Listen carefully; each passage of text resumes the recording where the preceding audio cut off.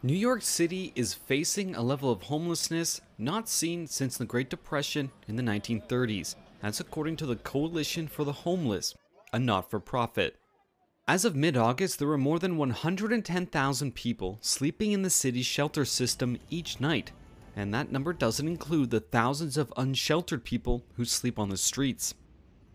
Compounding the chronic problem is an influx of asylum seekers, who now make up more than half the sheltered population.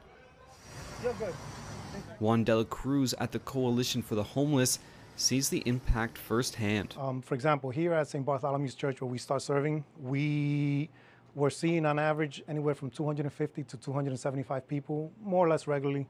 Once the new arrivals started coming, our numbers got up over 400 people. It's not gone unnoticed by the city's unsheltered population. Although I have to wait and go through all these channels, and they picking up busloads of people from other places, bringing them and giving them space for them. Why can't we get first dibs? New York State has been bound by a decades-old consent decree from a class action lawsuit to provide shelter to people without homes. That mandate has become a point of contention between the city and the state. Now we're getting people from all over the globe. Mayor Eric Adams says the city is running out of money, space, and personnel to care for asylum seekers. I don't see an ending to this. This issue will destroy New York City. Destroy New York City. We're getting 10,000 migrants a month. And everyone is saying it's New York City's problem. Adams has called for more support, including a way to expedite pathways to work authorization for asylum seekers. A barrier that surprises some new arrivals, says Jeffrey Newman, founder of Backpacks for the Street, a nonprofit. And I think that we don't have, there's no infrastructure here to allow people to figure out how they move through that process and what that process is. And the same thing for the people who are homeless already and existing here.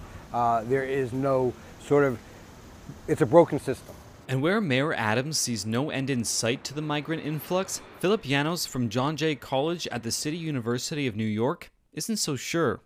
He separates the more recent problem around new arrivals from the chronic issue of homelessness.